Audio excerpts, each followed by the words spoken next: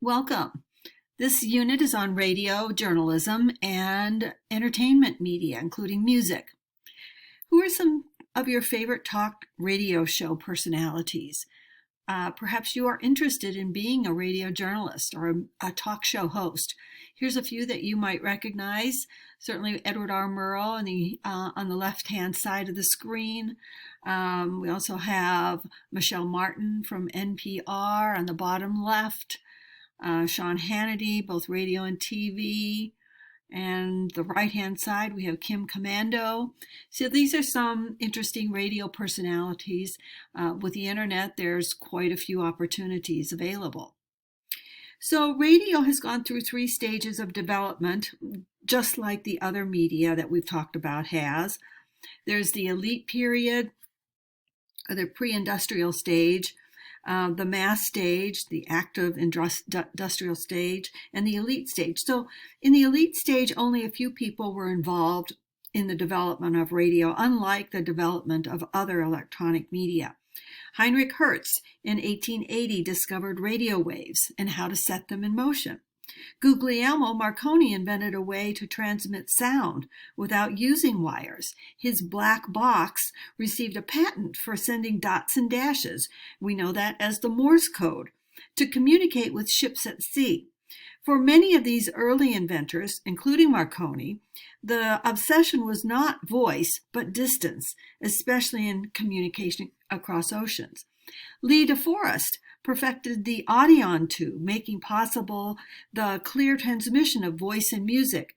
This transmission was called amplitude modulation, or AM radio. In 1933, Edwin Armstrong invented FM, or frequency modulation. Up until this point, there was very little regulation of radio. That was about to change after the Titanic sank. The government felt obligated to pass the Radio Act of 1912. And it had minor restraints, just very minor, required stations to have a license, required the operators also to have a license based on an exam. And this is a biggie, though. There was a clause that in times of war or peril or disaster, the president might choose to close or seize any radio apparatus. And that's exactly what the government did during World War I. And this postponed the development of commercial radio for several years. So up until now, the story had been one of just a few inventors, small companies, but after World War I, the government stepped back and there was quite a bit of development that took place. The first radio station was invented, KDKA. An engineer employed by Westinghouse, Frank Conrad, who had been experimenting with broadcasting music in his basement, invented this little box. And once Westinghouse realized that many residents were listening, they formalized the programming over KDKA. So that's how the first radio station was born. The Radio Corporation of America was formed, RCA, which included General Electric, Westinghouse, and AT&T, and they controlled the machinery of radio and prevented really competition from entering. They thought that the money was to be made in this industry from selling equipment. No one knew anything about, advertising yet. So Westinghouse had the license for KDKA Pittsburgh. It started it because they thought it would sell many radio sets, and people flocked to buy them for $10 a set. But all of this began to change when WEAF in New York accepted $100 from a local real estate firm for the broadcasting of a 15-minute message. This introduced the idea that money was to be made from selling ads on radio. And as you know, advertising became the lifeline of the industry. Quality programming cost money. Audiences discovered early on that it was more convenient to accept advertising in order to get good programming. About this time, 2 networks were formed because the antitrust laws prevented too much in the power of any one company, the government wanted AT&T and the Radio Corporation of America, RCA, to give up one of its properties, either the broadcasting business or the technical end. So they sold the broadcasting business and continued making the hardware. Can you imagine how much money AT&T lost with this decision in the long run? NBC gained control and then eventually formed two networks. That one eventually became ABC about 20 years later. And then the Columbia Phonograph Record Company invested some money in a struggling network and renamed it the Columbia Broadcasting System, or CBS, as we know it today. So radio was no longer experimental. It began reaching an ever-growing number of listeners across the nation and proved irresistible to national advertisers. So now it was time to do something about the chaotic state of the airwaves. So hence came the Radio Act of 1927. The Radio Act of 1912 seemed reasonable when there were only a few stations or individuals using the airwaves. But with the radio boom came chaos, since all commercial licenses were on the same frequency and had to work around each other's broadcast schedules. So you would hear two or more stations at the same time, and all became so jumbled that you really couldn't hear much of anything but just a lot of garbled sound. So it was for these reasons the radio industry turned to the government to straighten the mess out. And because it did so, we still have government regulation over content and licensing of broadcasting. You know, there's no other government control in print media, only in the broadcast media. So the Radio Act of 1927 affected every facet of the broadcast industry. It established the FRC, the Federal Radio Commission, to assign frequencies. This later became the Federal Communications Commission, the FCC, which we have today. Of more importance, it required stations to operate in what's called, and remember this term, public interest, convenience, and necessity of their own communities. Congress said that the airways belonged to the public and could be leased to stations so long as they were behaving responsibly. So that's why radio stations included news and public affairs in their formats. Since then, the government has deregulated radio, so there's not as much news or public affairs programming as there used to be. However, you often hear that there should be more operations and that we need to come back to this idea that broadcast stations operate in the public interest, convenience, and necessity. So this stage is certainly becoming a mass stage. Radio became America's home entertainment during the Great Depression of the 1930s with programs like Amos and Andy. This era was the absolute heyday of national radio. A large number of stations became affiliated with those networks that were formed.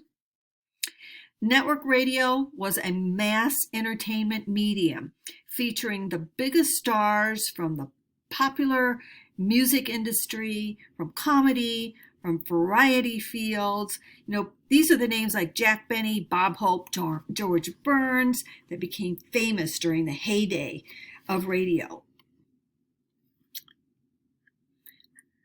But that was about to change. Everything was in place for mass media until after World War II. Radio changed dramatically. Can you guess why? It wasn't that the number of stations was decreasing or growing or anything dramatically, but it all had to do with content. Between 1945 and 1965, radio, most of it still on AM, became a jukebox and personality medium, with stars like Elvis Presley, Dick Clark. So during this period also, networks steadily declined because stations started playing music locally. So they didn't want to be part of a mass medium network. And so this replaced the mass appeal, entertainment, and dramatic shows. So we start to move from post-industrial stage or to a specialized stage. Also during hit radio, we begin to see a little bit of FM. So we're now into the age of specialization. So what kind of radio do you listen to? Radio is very specialized. As you know, music is very specialized. Radio has the stations that are on the air broadcast are usually based, they choose their music around different formats. So format radio truly is the age of specializations.